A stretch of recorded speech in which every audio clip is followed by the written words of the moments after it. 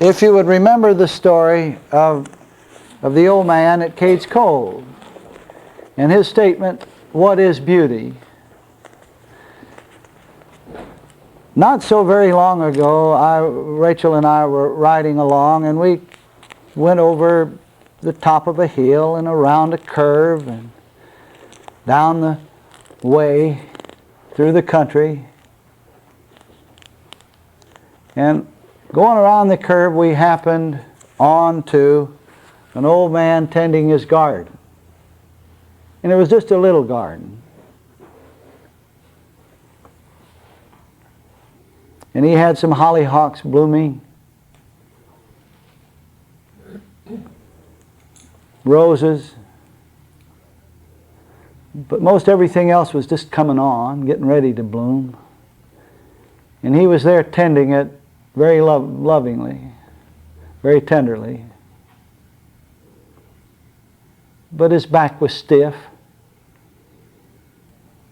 and he bent with the hoe very rigidly and slowly. And then he put the hoe aside, and he reached for his watering can, and it was almost too heavy for him to pick up. And the nozzle was gone on the end.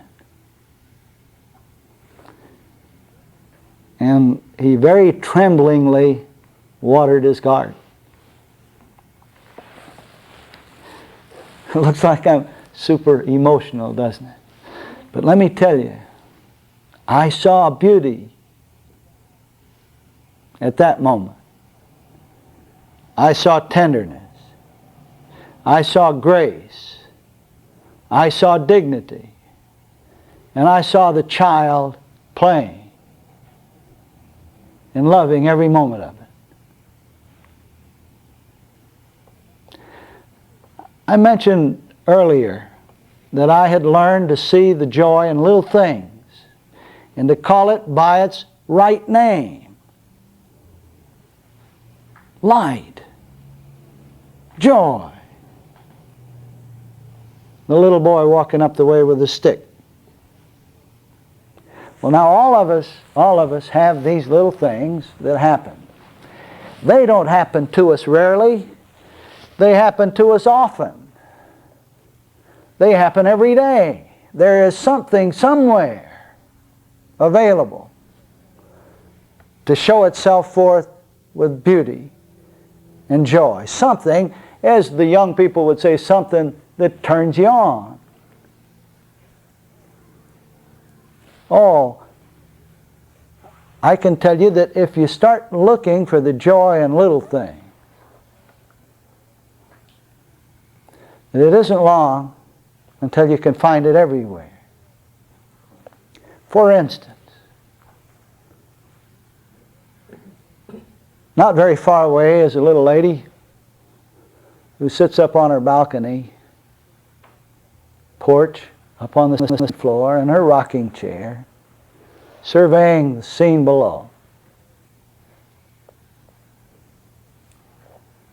The sight of that lovely lady, with all the wisdom that's there, with all of the experiences and memories, a lady who had been very, very active, had traveled the world many times, now confined to one little spot on her porch, surveying the world around her.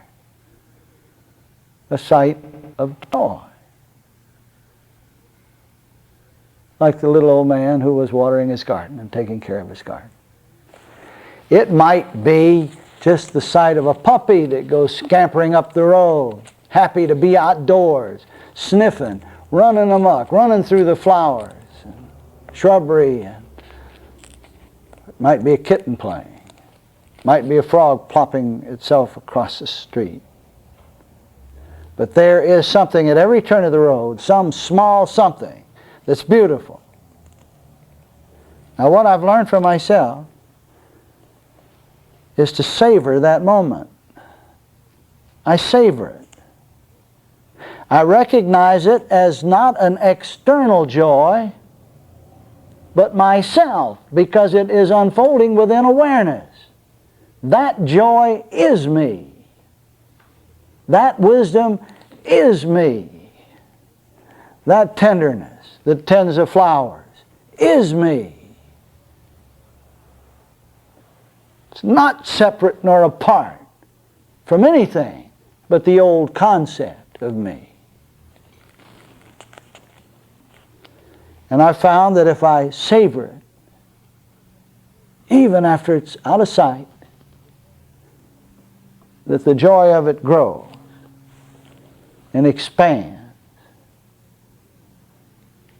And soon one such moment melds into another and another. And the absence of anguish is my reward. The absence of all that would upset the me sense. The absence of all that the me sense I like and I don't like is gone.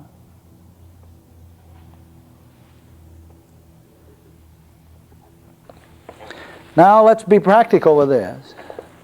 And let me just show you how practical it is. Here I am trying vainly or diligently to give away an unpolished diamond. Truly, these ideas are very simple. And you will see, all you people who have studied your metaphysics, you'll see how directly related to metaphysics it is, and yet how it seems that metaphysics has gone far, far afield as it becomes more and more absolute, as it becomes more and more intellectual,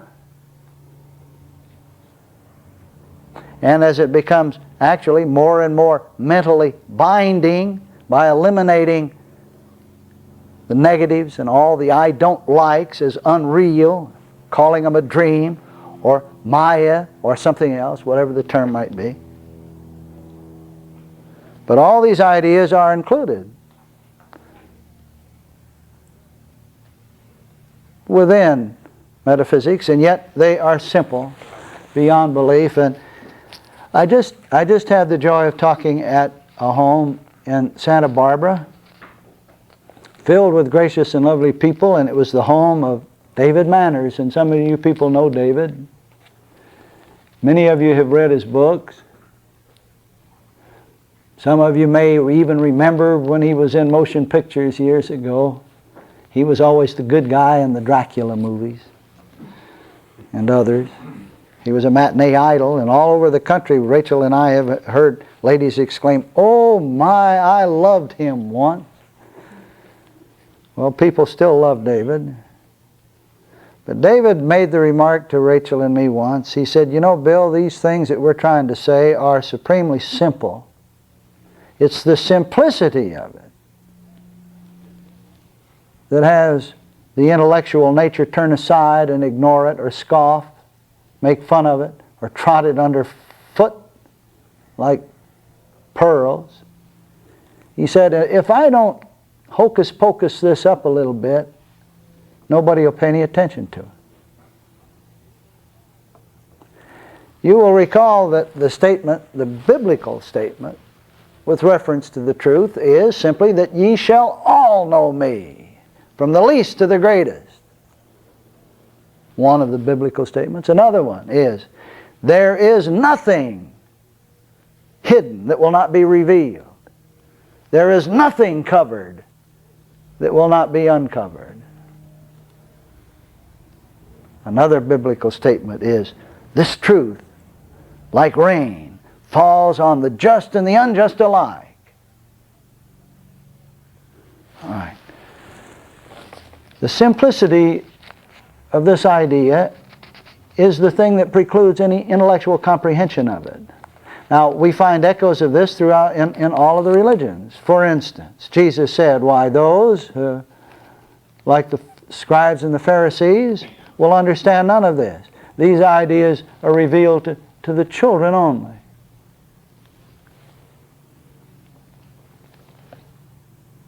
Yet the statement is, "Ye shall all know me." That is, this awareness right here will know the truth, because this awareness right here, right now, is the truth. Now, how can I show you how simple it is? How is it possible to say, since God is all, that there is no evil in the world? That there is no negativeness in the world? That there is only good going on when it would appear that untimely death presents itself? Or an anguishing, lingering age settles about one in some way? How is it possible to say that only good is going on? Well, I would like to repeat 3 more tones that I've played on my piano many times. And those of you who've heard them before, just listen again, because like the Sufis in the Middle East who tell the same stories over and over and over, the only stories I can tell are my own stories, the ones I've lived. They're the only ones that I can speak of with absolute authority because I know. Consequently, the only experience I can tell is this experience that is I, and no other. And for the scholars of you, this is why I no longer try to verify or confirm or back up everything that is written by correlative statements by all the lights and poets and scholars of the world. I don't know for sure what Abraham Lincoln meant or what Mrs. Eddy meant or what anybody else meant. I only know what this experience is to me, and I limit my statement to that. I can go no further. Consequently, I can no longer do intellectual battle with scholars who insist on saying, but so-and-so said so-and-so, when I don't even know who the so-and-so is they're talking about. As a rule, I can speak with authority about this experience. So, all right, I'm going to tell the same stories that you've heard, but I want to tell them in perhaps a different order and a different way. Keeping in mind that I've already struck one chord at the piano, and that had to do with the old man in Cades Cove who told me what beauty is. And his hypothetical opposite who tried to tell me what beauty is before he had lived it. Remember that the old man lived what beauty is not, consequently could speak with authority about what beauty is. Now, just to make it very practical, so that one can leave here, put these principles to the test and see for oneself if they're honest or not. I was at that point in my studies where I had come to acknowledge that God is all. Of course, that's the starting point for most of the religions. Behold, the Lord is one Lord, besides whom is none other, as Judaism began. Well, all right, I was saying to myself, God is all, and God is good. And this awareness, it's aware right here, right now, is God's functioning going on, is the functioning of the divine mind, consequently can behold nothing but good. And I was insisting on holding to that. And it was mingled with the discipline I told you about. I would look at everything that I could see and look for the beauty in it, or look for some quality or attribute I could appreciate. Patience, courage, long-suffering.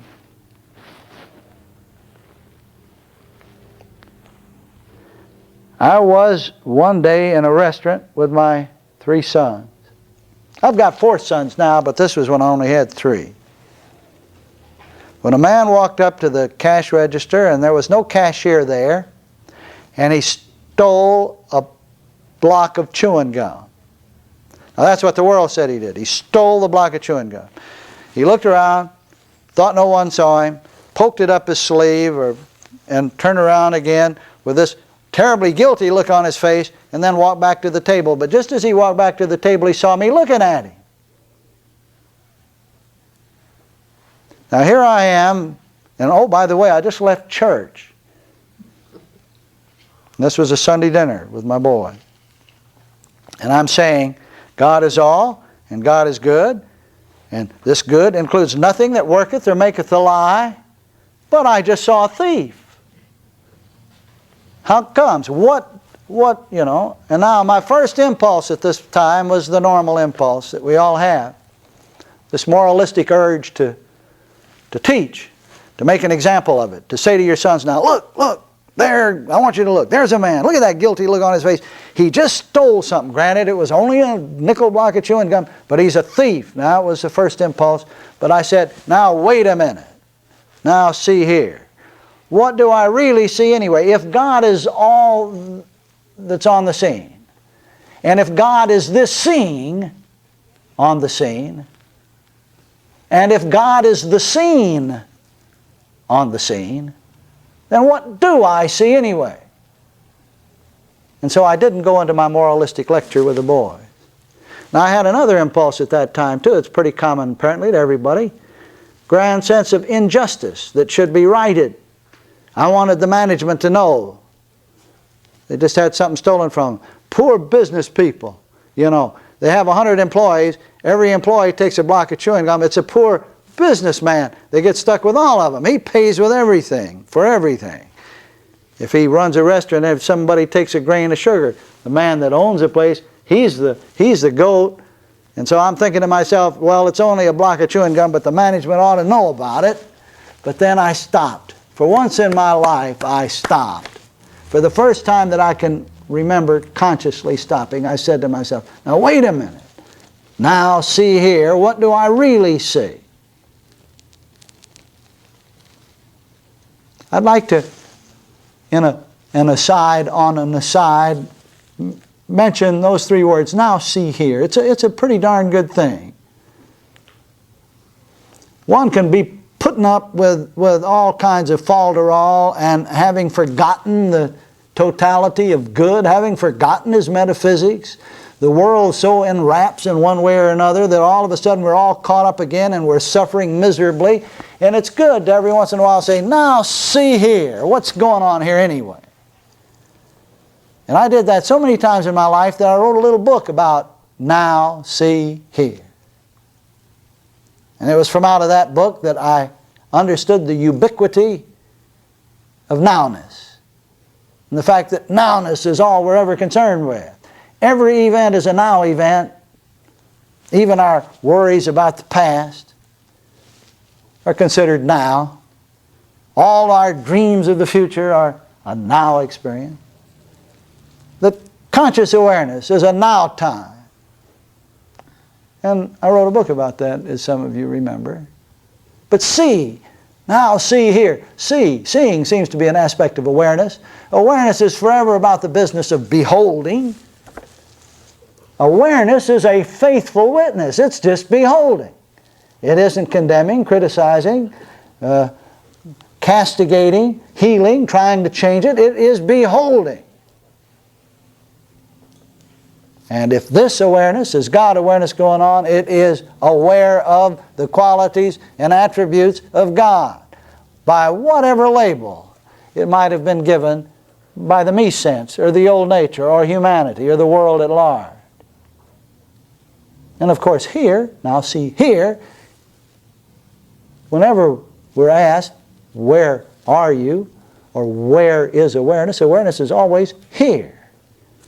Here is ubiquitous and as ever-present as nowness is. Eternity and timelessness are here and now. So here's the thief, as the world called him, walking by, and I said, now see here. What do I really see anyway? Now bear in mind, once again I repeat, the basic premise, the beginning for solipsism, this awareness is God awareness. God perceiving the qualities and attributes of God, but God also perceiving the qualities and attributes of awareness. What is awareness? Perceiving and understanding that too. So what did I see? What did I see? As this man walked by the table, he gave me a look that would kill a horse. As we know, as it would be put in old-timey metaphysics, why the truth uncovered, rears its head mightily and would lash back. Well, of course, this man felt that he had been caught. And my boys made some mention of that. But I'm saying to myself, what did I really see? I ask you, what did I see made plain? What did I see? What did I really see? The world said I saw a thief. The intellect says I saw a thief. All the books, all the encyclopedias of the world, all common sense would say I saw a thief. But if God is all and God is good, I saw, did I not, honesty made plain. I saw honesty made plain. Granted, by a human corollary that would be called an antipode or a contradistinction. But I saw honesty made plain. I ask you, would any of us know what honesty is had we never seen nor heard nor read about what dishonesty is supposed to be? Would any of us know what happiness is and know it beyond intellectualism had we not tried to live what happiness is not and call it real and suffer with it and anguish with it? Would anyone know what sufficiency is and know it and know he knows it had he not been plagued with what sufficiency is not, called poverty or lack? So as the man walked by, it dawned on me, I saw honesty made plain. Now, inasmuch as equality and that which delineates equality are all one quality, in exactly the same way that a symphony and the notes, the finite, tangible notes that delineate the symphony are all one symphony, I could call this a delineation of honesty and honesty one honesty. In exactly the same way as the numbers that make the principle of arithmetic plain and arithmetic are all one principle of arithmetic, even if the numbers are incorrect, even if they're added up incorrectly. There's still one principle made plain. Exactly the same way that words, whether they're spelled correctly or incorrectly, and alphabet, which is the basis for words and letters, are all one alphabet. I could look at the delineation of honesty and call it by its right name. Honesty made clear. And I called it that. Okay, what was the consequence of it? So what? So I did this thing, like playing with words, like playing some sort of a semantic game, like trying to call night day and day night, as it's put in the book of Revelations as being the ultimate deceit. Well, this was on a Sunday, and on a Thursday the man walked into the same restaurant where I was having a cup of coffee just before I went home, and he walked up to the table and he sat down and he said, "Bill, did you see what I did Sunday?" And I said, "Yes." "Ross, I saw what you did." And he said, "Well, I had the strangest sensation when it happened. First, I was very angry because I've lived in fear of being found out all my life. And no one knows about this problem I have except my wife and a couple of doctors." And he said, "Now you do. I have been found out."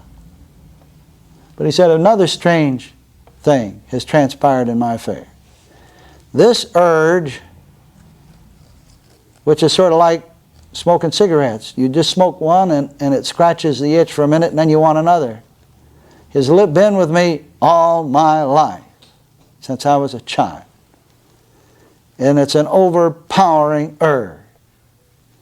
It must be akin to the urge that a person who drinks has. It has to have another drink, and then another, and then another."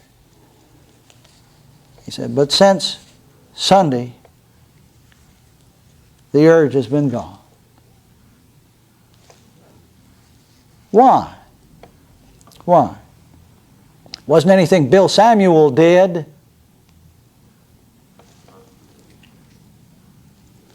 Rather, this awareness called itself by its right name.